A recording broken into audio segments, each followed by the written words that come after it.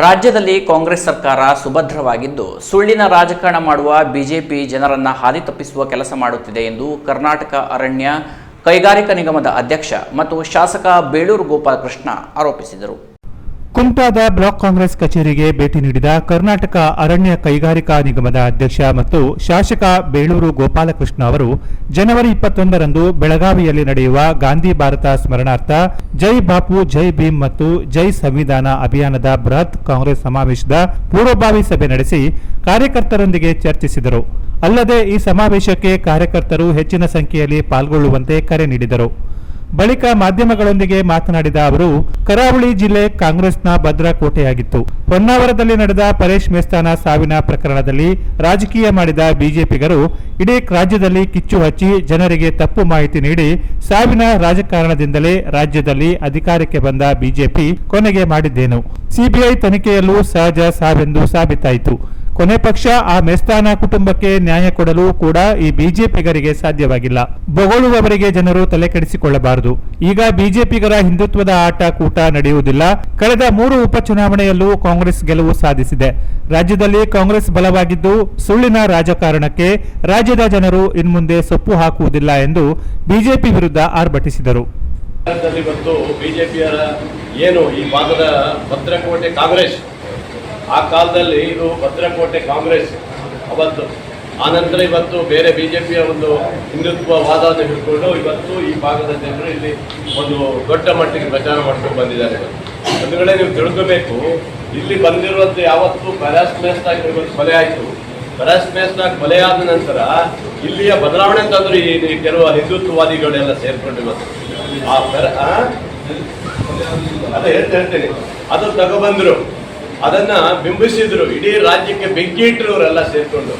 ಆ ಬೆಂಕಿ ಇಟ್ಟರಲ್ಲಿ ಅನಂತಕುಮಾರ್ ಹೆಗಡೆ ಇರ್ಬೋದು, ಸಿ.ಟಿ. ರವಿ ಇರ್ಬೋದು, ಈ ಬಾಯ್ಬೆಳಕಿ ನಮ್ಮ ಶೋಭಾ ಕಲ್ಲಾಂಜೆ ಇರ್ಬೋದು, ಇಂಥವರೆಲ್ಲ ಸೇರಿ ಇಡೀ ರಾಜ್ಯಕ್ಕೆ ಬೆಂಕಿ ಇಟ್ಟಿರ್ಬೋದು. ಆ ಬೆಂಕಿ ಇಟ್ಟಿದ್ದು ನಿಮ್ಮ ಉತ್ತರ ಕರ್ನಾಟಕ, ದಕ್ಷಿಣ ಕರ್ನಾಟಕ, ನಮ್ಮ ಶಿವಮೊಗ್ಗ ಮತ್ತು ಚಿಕ್ಕಮಗಳೂರಿಗೆ ಹೋಯ್ತಾ ಬೆಂಕಿ ಎಲ್ಲ. ಅದರಿಂದ ನೋಡಿ, ಪರಾಸ್ ಮೇಸ್ತಾ ಸಾವು ಸಿಬಿಐ ಕೇಸ್ ಕೊಟ್ಟಿವಿ. ಸಿಬಿಐ ಕೇಸ್ ಕೊಟ್ಟಾದ್ಮೇಲೆ ಏನಾಯ್ತು? ಅದು ಸಿಬಿಐ ಕೇಸ್ ಕೊಟ್ಟ ಮೇಲೆ ಸಹಜ ಸಾವಾಯ್ತು.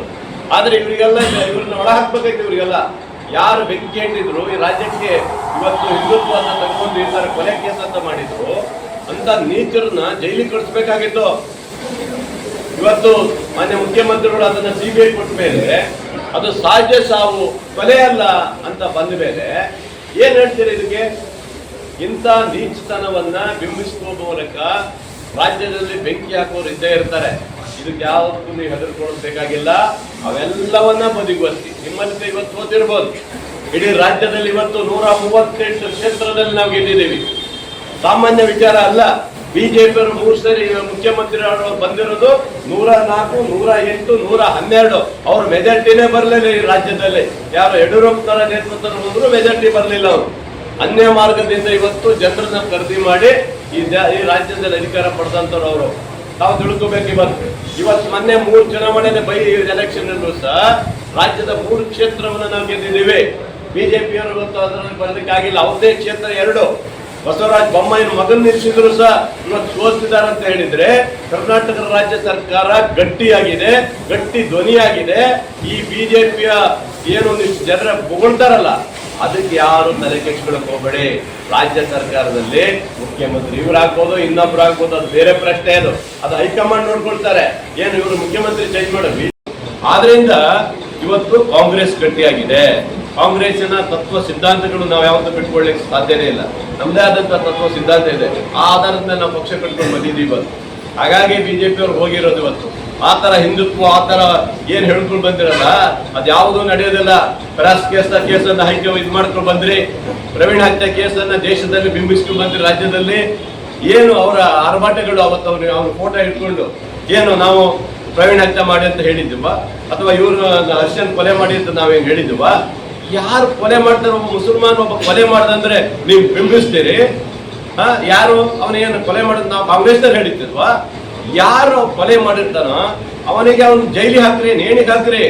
ನಾವ್ ಯಾರು ಇಲ್ಲಿ ಬೇಡ ಅನ್ನೋದಲ್ಲ. ನಾವು ನಮ್ಮ ಈ ಸಂದರ್ಭದಲ್ಲಿ ಕಾಂಗ್ರೆಸ್ ಜಿಲ್ಲಾಧ್ಯಕ್ಷ ಸಾಯಿ ಗಾಂವ್ಕರ್, ಕೆಪಿಸಿಸಿ ಪ್ರಧಾನ ಕಾರ್ಯದರ್ಶಿ ನಿವೇದಿತ್ ಆಳ್ವಾ, ಕುಮಟಾ ಬ್ಲಾಕ್ ಕಾಂಗ್ರೆಸ್ ಅಧ್ಯಕ್ಷ ಭುವನ್ ಭಾಗವತ್, ಪ್ರಮುಖರಾದ ಹೊನ್ನಪ್ಪ ನಾಯಕ್, ಮಧುಸೂದನ ಶೇಟ್, ರತ್ನಾಕರ ನಾಯ್ಕ್, ನಾಗೇಶ್ ನಾಯ್ಕ್, ವಿಎಲ್ ನಾಯ್ಕ್, ಆರ್ಎಚ್ ನಾಯ್ಕ್, ನಾಗರಾಜ್ ಹಿತ್ತಲಮಕ್ಕಿ, ಧೀರು ಶಾನ್ಬಾಗ್, ಎಂಟಿ ನಾಯ್ಕ್, ಅಶೋಕ್ ಗೌಡ, ಕೃಷ್ಣ ಗೌಡ, ಹನುಮಂತ ಪಟಗಾರ್, ಜಗದೀಶ್ ಡಿ ನಾಯಕ್, ಕೃಷ್ಣಾನಂದ ವೆರ್ಣೇಕರ್, ಭಾರತಿ ಪಟಗಾರ್, ನೂರಾರು ಕಾರ್ಯಕರ್ತರು ಇದ್ದರು. Canara plus news, Kumta.